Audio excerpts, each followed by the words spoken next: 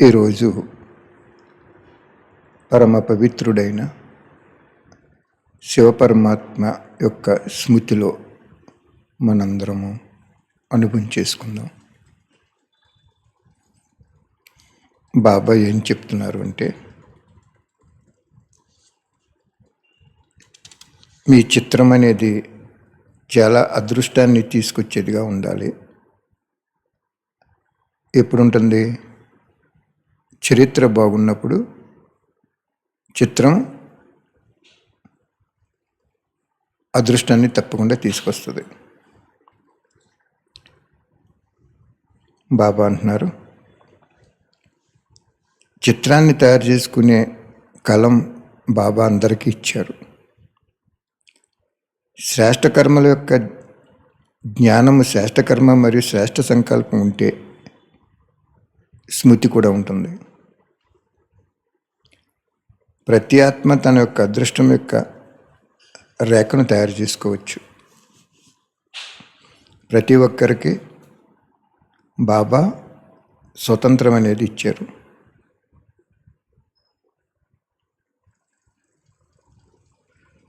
నయనాలు అంటే ఆత్మిక విశ్వకళ్యాణం, దయాహృదయం, పరోపకారి దృష్టి. ఒకవేళ దృష్టిలో ఈ విశేషత ఉంటే భాగ్యం యొక్క చిత్రం శ్రేష్టమైనదిగా తయారవుతుంది. ముఖ్యమైన విషయం ఏమిటంటే దృష్టి మరియు చిరునవ్వు, సుఖం యొక్క మెరుపు. ఇది సదా సంతోషంగా ఉండే సంతుష్టత మరియు ప్రసన్నత యొక్క మెరుపు. ఈ విశేషతల ద్వారా సదా ముఖంలో ఆత్మిక మెరుపు వస్తుంది. ఆత్మిక చిరునవ్వు అనుభవం అవుతుంది. అర్థమైందా అంటున్నారు బాబా. స్వయం కూడా ముందుకు వెళ్ళండి మరియు వెనకున్న వారిని కూడా ముందుకు తీసుకెళ్ళండి. ఇదే చాలా ముఖ్య పురుషార్థం అంటున్నారు బాబా.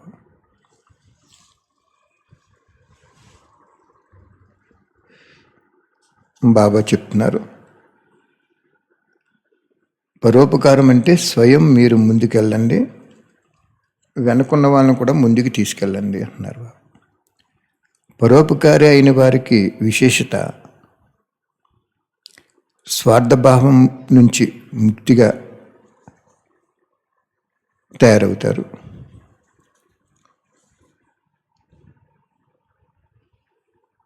పరోపకారి అయిన వారికి విశేషత ఏంటంటే స్వార్థభావం నుంచి ముక్తి అయిపోతారు.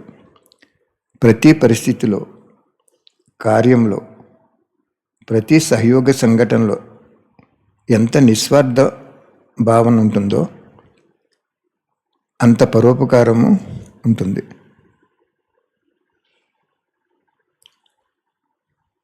బ్రహ్మబాబా అంతిమ సమయంలో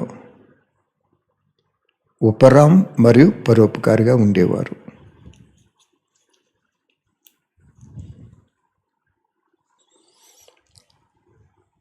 పరోపకారి ఈ విశేషత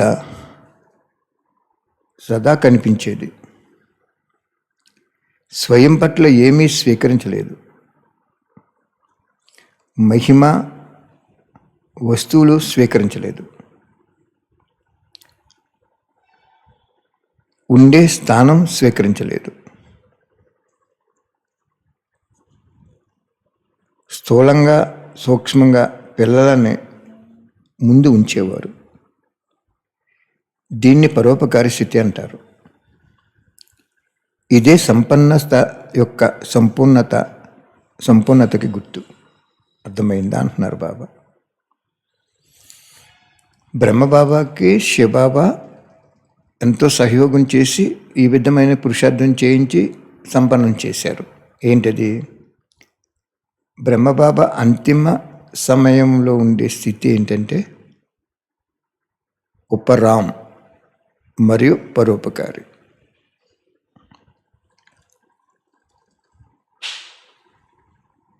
పరోపకారి ఈ విశేషత సదా కనిపించేది. పరోపకారి విశేషత బ్రహ్మబాబాలో కనిపించేది. స్వయం పట్ల ఏమీ స్వీకరించలేదు. తన కోసము ఒక గృహం కట్టుకోలేదు. నీటైన గృహము, లగ్జరీతో ఉండే గృహం కూడా కట్టుకోలేదు. ధనం బ్యాంకులో వేసుకోలేదు.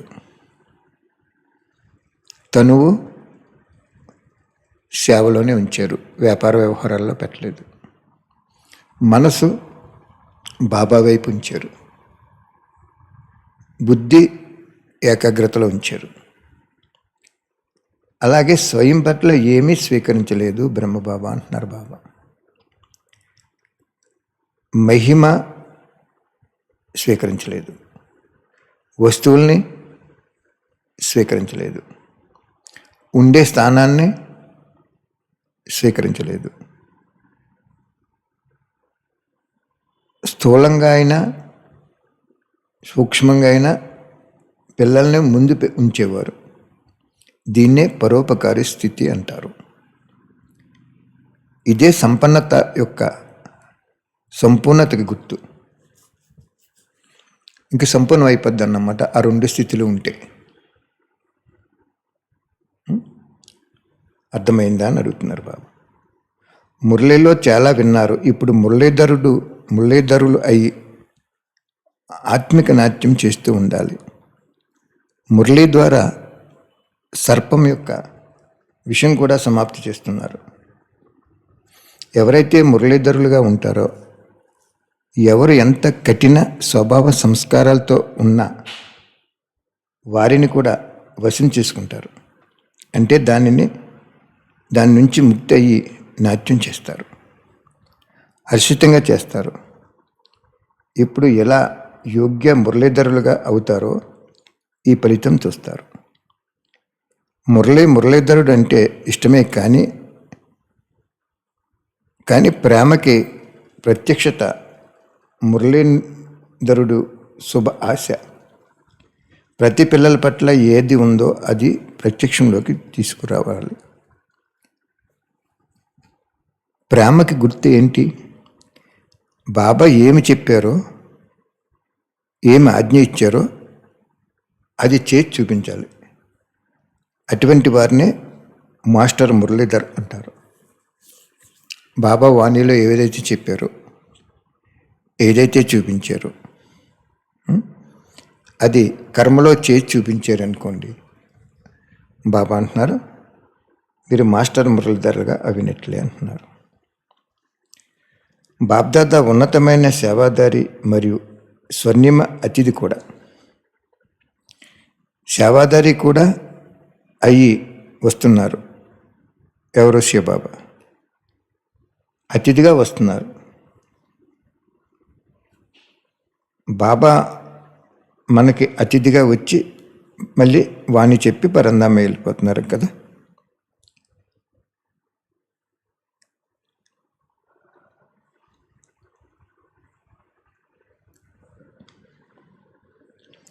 నిమిత్త దాదీలకు కూడా బ్రహ్మబాబా అతిథిగానే వచ్చి చెప్తున్నారంటున్నారు బాబా.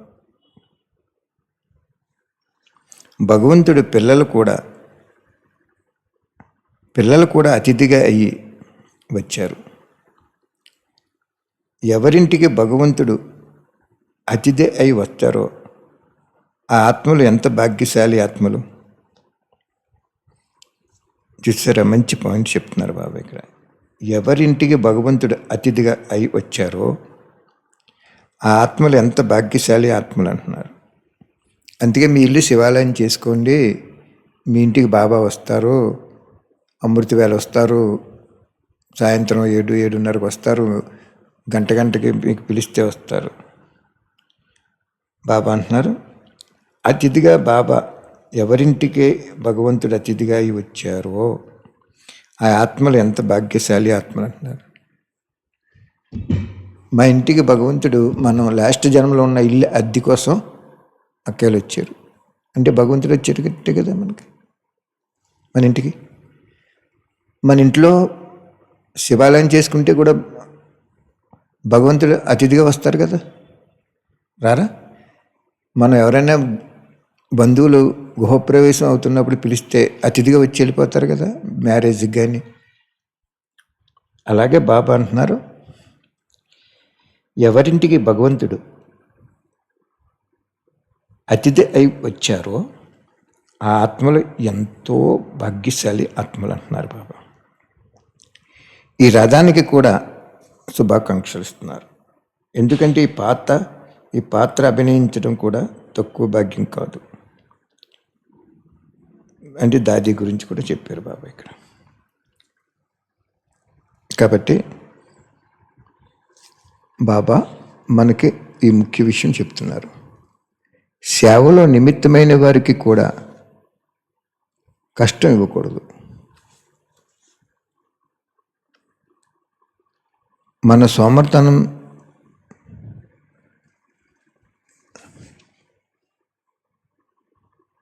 ఎవరిని శ్రమ ఇవ్వకూడదు.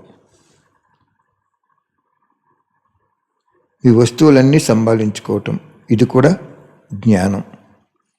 బ్రహ్మబాబా ఏం చేస్తారో స్మృతి ఉంది కదా. ప్రతి కర్మలో శ్రేష్టత మరియు సఫలత ఉండాలి. వారినే జ్ఞానస్వరూపం అని అంటారు. ప్రతి కర్మలో శ్రేష్టత మరియు సఫలత ఉండాలంటున్నారు బాబా. మన కర్మ చేసామనుకోండి చాలా శ్రేష్టంగా ఉండాలి. సామాన్యంగా ఉంటే జమ అవదు, మధ్యస్థంగా ఉన్నా జమ అవదు. శ్రేష్టంగా ఉంటే, సామాన్యంగా ఉంటే అసలు వర్తమానానికి జమ అవదు, భవిష్యత్తుకి జమ అవదు. మధ్యస్థంగా ఉంటే కొంత వర్తమానానికి జమ అవుతుంది. శ్రేష్టంగా ఉంటే భవిష్యత్తుకి వర్తమానానికి కూడా జమ అయిపోతుంది. ప్రతి కర్మలో శ్రేష్టత మరియు సఫలత ఉండాలి. సఫలత మీకు వచ్చింది అంటే ఆ కర్మ శ్రేష్టంగా ఉన్నట్టే. బాబా చూడండి, మనకి 1,000 పుస్తకాలు సేవ ఇచ్చారు. ఏ వాణిలోని 1,000 పుస్తకాలు సేవ చేయమని చెప్పారా? టచింగ్ ఇచ్చారంతే బాబా మనకి. మీరు పాంప్లెట్స్ అవి పంచిపెట్టుకోండి, గ్రామానికి వెళ్ళండి, సేవ చేయండి అన్నారు. కానీ 1,000 అనేది ఎక్కడ నొక్కి చెప్పలేదు బాబా, మనకు చెప్పారు బాబా. అంతగా ఇంకా సుమారుగా ఇంక 7 లక్షలు ప్రింట్ అయిపోయి ఉన్నాయి. ఇంక 7 లక్షలు ప్రింట్ అయితే రెడీ అయిపోయినట్టే, ఇంక పంచి పెడతాం తరువే. అది బాబా చెప్తున్నారు. శ్రేష్ట కర్మ అయితేనే సఫలత వస్తుంది అంటున్నారు, లేకపోతే రాదంటున్నారు బాబా. సఫలత వచ్చేసింది కదా మరి మనకి. ఎన్ని స్టేట్లు వెళ్తున్నాయి? గుజరాత్ వెళ్ళింది, తెలంగాణ వెళ్ళింది, ఆంధ్రప్రదేశ్ వెళ్ళింది, తమిళనాడు వెళ్ళింది, కర్ణాటక వెళ్ళింది, రాజస్థాన్ వెళ్ళింది, జమ్మూ కాశ్మీర్ వెళ్ళింది, ఇంకెక్కడికి వెళ్ళింది, జార్ఖండ్ వెళ్ళింది. ఇప్పుడు ఢిల్లీ కూడా వెళ్తుంది రేపు సోమవారం. కాబట్టి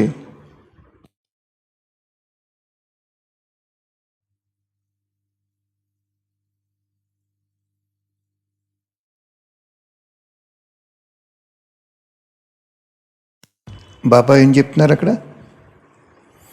సఫలత వచ్చిందంటే శ్రేష్ఠ కార్యం ఏమినట్టే. శ్రేష్ఠ కార్యం కాదనుకోండి సఫలత రాదు. సఫలత ఎప్పుడైతే వచ్చిందో చాలా జమ అయిపోతుంది భవిష్యత్తుకి. మొన్న ఒక అన్నయ్య గారు సికింద్రాబాద్ ఏరియాలో, హైదరాబాద్ అని పేరు ఏదో ఉంది, పేర్లు చెప్పకూడదు, ఏరియా కూడా అసలు చెప్పకూడదు. ఆయనకి బుక్కులు ఇచ్చారు బాబా ఒక అక్కయ్య ద్వారా. చాలా బుక్కులు ఇచ్చారు, 5,000 10,000 ఇచ్చారు. ఆవిడకి కారులో పట్టుకొచ్చి కూడా ఇచ్చారు. ఆయనకు ఫోన్ చేయమన్నారు, నన్ను ఫోన్ చేస్తే ఎక్కడెక్కడ ఇతర రాష్ట్రాల్లో తెలుగు వాళ్ళు ఉన్నారో వాళ్ళందరికీ పంపేస్తానని మొన్న ఢిల్లీలో ఏదో బట్టి జరుగుతుందంట బాబాదే, అక్కడ పంపించేశారు ఆయన. ఒక ఆయన కోలార్ నుంచి వెళ్ళి అన్నయ్య వచ్చి ఫోన్ చేసి చెప్తున్నాడు, మన బుక్కులు కూడా అక్కడికి వచ్చినాయి అన్నయ్య అని. అంటే ఎన్ని రాష్ట్రాల్లో వెళ్ళిపోతున్నాయి బాబా బుక్కులు. బుక్కులు ఫ్రీ, ట్రాన్స్పోర్ట్ ఫ్రీ. ట్రాన్స్పోర్ట్ కూడా కట్టుకోవడానికి వాళ్ళ దగ్గర ఉంటుందో లేదో తెలియదు బాబా, అది కూడా ఇస్తున్నారు. అంచేత బాబా ఇక్కడ ఎందుకు చెప్తున్నాను అంటే, సఫలత వచ్చింది అంటే, మీరు ఏదైనా చేసినప్పుడు సఫలత వచ్చిందంటే శ్రేష్టకార్యం అయిపోయినట్టే. సఫలత రాలేదు అంటే శ్రేష్టకార్యం. కానీ మళ్ళీ ఇంకో వాణిలో చెప్తారు, సఫలత ఒక్కోసారి దాగి ఉంటుంది, కానీ కొంత సమయం తర్వాత అది ప్రత్యక్షమైపోద్ది. ఇప్పుడు ఎన్ని స్టేట్లు వెళ్తున్నాయి మనకి? ఫస్ట్ ఆంధ్ర, తెలంగాణ, కర్ణాటక, మహారాష్ట్ర, మధ్యప్రదేశ్, కర్ణాటక, తమిళనాడు, గుజరాత్, తర్వాత రాజస్థాన్, జార్ఖండ్, ఇంకోటి వెస్ట్ బెంగాల్ దగ్గర ఎక్కడో ఓ చోటే అదేదో ఊరుంది. 11 స్టేట్లకి టచ్ చేశారు బాబా. అది చెప్తున్నారు బాబా. ప్రతి కర్మలో శ్రేష్టత ఉంటే సఫలత తప్పకుండా వచ్చేస్తుంది. వారినే జ్ఞానస్వరూప ఆత్మలు అంటారంట. ప్రతి కర్మలో శ్రేష్టత మరియు సఫలత ఉండాలి. అలా చేసిన వారిని జ్ఞాన స్వరూపం అంటారు అంటున్నారు బాబా. అంటే మిగిలిన వాళ్ళు జ్ఞానిలే, కానీ స్వరూపులు కాదు. స్వరూపం అంటే ఏంటి? బంగారం కరిగించాం, బంగారమే అది వస్తువు కింద మారినప్పుడు, ఒక స్వరూపం కింద మారినప్పుడు, ఒక కమలం కిందో, ఓ ముక్కు పొడుగు కిందో, గొలుసు కిందో, దేని కింద మారినప్పుడు ఇంకా అది స్టాండ్ అయిపోయినట్టే. అది చెప్తున్నారు బాబా.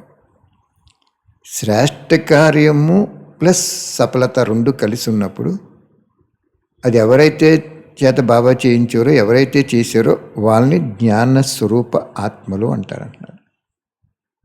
అంటే జ్ఞానం స్వరూపంలోకి వచ్చేసింది. ఒక కుర్చీ తయారు చేయాలనుకోండి, ప్లాస్టిక్ కుర్చీ, ముందేం చేస్తారు? ఆ ద్రవం తీసుకుంటారు, ప్లాస్టిక్ ద్రవం. అది డైలో పోసేటప్పటికి ఆటోమేటిక్గా చల్లబడిపోయి అది తయారైపోతుంది డై. అలాగే శరీరం యొక్క జ్ఞానం, ఆత్మజ్ఞానం కూడా ఉండాలి. రెండు జ్ఞానాలు ప్రతి కర్మలో కావాలి. శరీరం జబ్బు యొక్క జ్ఞానం కూడా తెలుసుకోవాలి. నా శరీరము ఏ విధిలో మంచిగా నడుస్తుంది అంటే బాబా అంటున్నారు, శరీరాన్ని నడిపించడం కూడా ఒక జ్ఞానమే అంటున్నారు. దానికి ఎంత విశ్రాంతి ఇవ్వాలి, ఎంత కష్టపెట్టాలి, ఎంత రెస్ట్ ఇవ్వాలి, అవన్నీ కూడా ఆ జ్ఞానం కూడా ఉండాలంటున్నారు బాబా. ఆత్మ శక్తిశాలిగా ఉంటే చాలు, శరీరం ఎలా ఉన్నా పర్వాలేదు, ఇలా కూడా కాదంటున్నారు బాబా. శరీరం మంచిగా లేకపోతే యోగం కూడా కుదరదు. శరీరం తన వైపు ఆకర్షితం చేసేస్తుంది. జ్ఞానస్వరూపమైన వారిలో ఈ జ్ఞానం అంతా వచ్చేస్తుంది. ఒక వాణిలో ఏం చెప్తారు బాబా? ఆత్మశక్తిశాలిగా ఉంటే శరీరానికి ఏ రోగం వచ్చినా కూడా టచ్ అవ్వదంటారు బాబా. నీటి మీద రేఖలాగా వెళ్ళిపోద్ది అని చెప్తారు బాబా. ఇక్కడ ఏం చెప్తున్నారు? ఆత్మశక్తిశాలిగా ఉంటే చాలు, శరీరం ఎలా ఉన్నా పర్వాలేదు అని అనుకోకండి అంటున్నారు బాబా. శరీరం మంచిగా లేకపోతే యోగం కూడా కుదరదు కదా. శరీరం తన వైపు ఆకర్షితం చేసేస్తుంది. కాబట్టి జ్ఞానస్వరూపం అయిన వారిలో ఈ రెండు జ్ఞానాలు తప్పకుండా ఉంటాయంటున్నారు, ఉంచుకోవాలంటున్నారు బాబా. మిగిలిన వారు కూడా జ్ఞానస్వరూపమైన వారిలో ఈ జ్ఞానం అంతా వచ్చేస్తుంది. శరీరాన్ని ఎలా నడిపించుకోవాలి, ఆత్మను ఎలా నడిపించుకోవాలి, సేవ ఎలా చేయాలి, ఎవరితో ఎలా మాట్లాడాలి, ఇవన్నీ ఆటోమేటిక్గా ఆత్మస్వరూప స్థితిలో ఉన్న ఆత్మలకే వచ్చేస్తుంది. ఏం చేద్దంటే వాళ్ళ ప్రతి కర్మ కూడా శ్రేష్టంగా మధురంగా ఉంటుంది. థ్యాంక్ యూ బాబా, చక్కటి వాణి చెప్పారు. బ్రహ్మ బాబా అంతిమ సంపూర్ణ స్థితి ఏంటంటే ఉపరం మరియు పరోపకారి.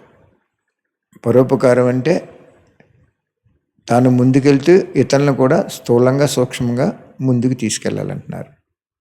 ఇప్పుడు ఎవరైనా చూడండి, మన కొంతమంది ఎవరైనా ముందుకెళ్తుంటే వెళ్ళనివ్వరు. ఈర్ష్య, పగ, ద్వేషం ఇవన్నీ వచ్చేస్తాయి. వాళ్ళు పరోపకారి ఆత్మలు కాదు, స్వయం కూడా తయారవుతుంది వాళ్ళకి. పరోపకారం అంటే ఎంత బాగా చెప్పారంటే స్థూలంగా సూక్ష్మంగా కూడా నీకంటే ముందుకు తీసుకెళ్ళాలి ఆత్మ.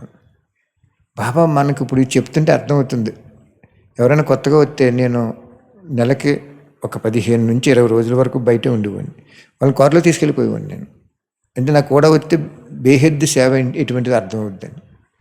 కొంతమంది చక్కగా తయారయ్యారు, కొంతమంది మనకు ఎగ్నిస్ట్ కూడా అయిపోయారు. మనం ఏ బుక్ కొడతామో ఆ బుక్ కొట్టించేయటం, మనం ఏ క్యాలెండర్ కొడతామో ఆ క్యాలెండర్ కొట్టించేయటం, మళ్ళీ బ్రహ్మకుమార్స్లో కలిసిపోవటం. అంటే నువ్వు కలలేదాన్ని కాదు అక్కడ. బాబా ఏమన్నాడు, ఏ అక్కయ్యని ఏ అన్నయ్యని చూడకూడదు, ఒక్క బ్రహ్మబాబానే అనుసరించాలి, ఒక్క శివబాబానే శివకుమార్గా స్మృతి తపస్సుమూర్తిగా స్మృతి చేయాలి అని చెప్పారు బాబా.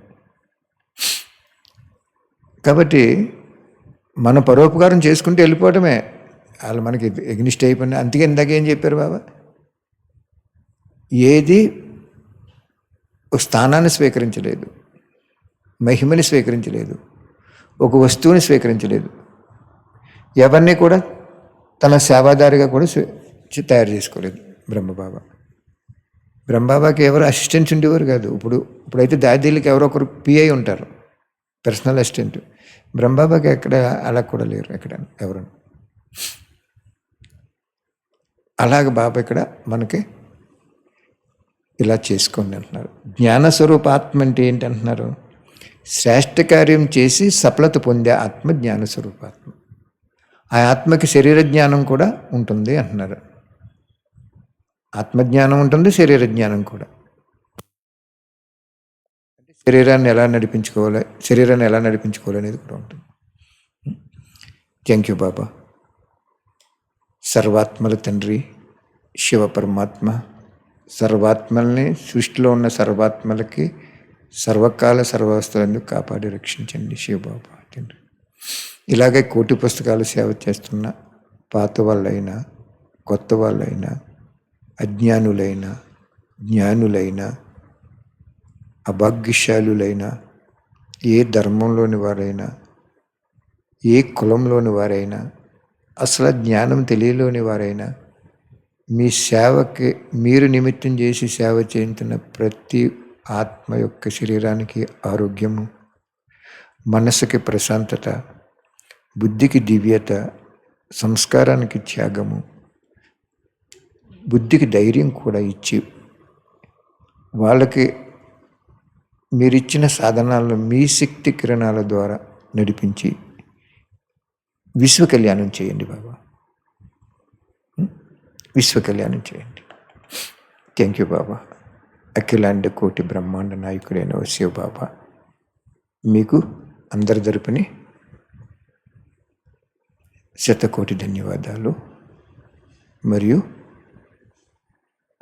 అభినందనలు మరియు నమస్తే. థ్యాంక్ యూ బాబా, థ్యాంక్ యూ. ఒక అన్నయ్య గారు ఎవరెవరు ఎక్కడెక్కడెక్కడ ఉన్నారో పాత ఫ్రెండ్స్ అందరికీ ఉత్తరాలు, వాళ్ళకి పీడిఎఫ్లో మనం బుక్కులు పంపించి, బాబా బుక్కులు వాళ్ళకి 50 అని 100 అని 1000 అని 500 అని పంచిపెట్టండి అని పంపించేస్తున్నారు. అలాగే మనకి ఇతరుల చేత మనం 100 బుక్కులు పంచిపెట్టించినా కూడా చాలా గ్రేట్. ఒక అక్క అయితే రేపు 6వ తారీఖు 7వ తారీఖుకి 50 మంది షిరిడి వెళ్తున్నారు. ఆ అక్క ఏం చేశారంటే, మీరు ఒక బుక్కులు పట్టుకెళ్ళి పంచిపెట్టమని అంటే ఒక 1000 బుక్కులు మరాఠీ కావాలన్నారు. మరాఠీ అయిపోయినాయి, హిందీ పట్టుకెళ్తున్నారు. హిందీ కూడా అక్కడ ఉపయోగించుకోవచ్చు, ఎక్కువ మంది వస్తారు. చూడండి మరి ఇతరులని అదే చెప్పాడు కదండి ఇక్కడ బాబా. పరోపకారం అంటే స్థూలంగా అయినా సూక్ష్మంగా అయినా మీరు ముందుకెళ్తూ ఇతరాత్మల్ని మీకంటే ముందుకు తీసుకెళ్ళటం అనేది పరోపకారం. చాలా చాలా డీపెస్ట్ డెఫినేషన్ అది. అలాగా అనుభవం చేసుకోండి. ఇంకా అలా లేకుండా నువ్వు ముందుకెళ్ళిపోతున్నావు ఏదో విధంగా తొక్కేశారనుకోండి, ఆపేశారనుకోండి, మిమ్మల్ని ముందుకెళ్ళకుండా అదే తొక్కేయటం అంటే అదే ఆపేశారనుకోండి అంటారు కదా. అప్పుడు ఏమైపోతుందంటే మీరు వాళ్ళ పరోపకారి ఆత్మలు కాదు, మహిమ స్వీకరించేస్తారు, అన్నీ స్వీకరించేస్తారు, వాళ్ళకే ఉంచుకుంటారు, ఇంకెవరిని కూడా ముందుకెళ్ళనివ్వరు. కాబట్టి మనం వాళ్ళ జతలో ఉండకూడదు. అందుకే ఒకటే చెప్పారు బాబా, ఏ అక్కయ్యనే టీచర్ అయినా, ఇన్ఛార్జ్ అయినా, జోన్ ఇన్ఛార్జ్ అయినా, మహారాజ్ అయినా, దాది దీదీలైనా ఎవరిని కూడా మీరు ఫాలో అవ్వకూడదు. ఏ అక్కల్ని అన్నయ్యల్ని, బాబాని బ్రహ్మబాబాని ఒక్కరినే ఫాలో అవ్వండి. బ్రహ్మబాబాని ఒక్కరిని ఎందుకు ఫాలో అవ్వమన్నారు? బ్రహ్మబాబా చేత కర్మ చేయించారు ఆయన.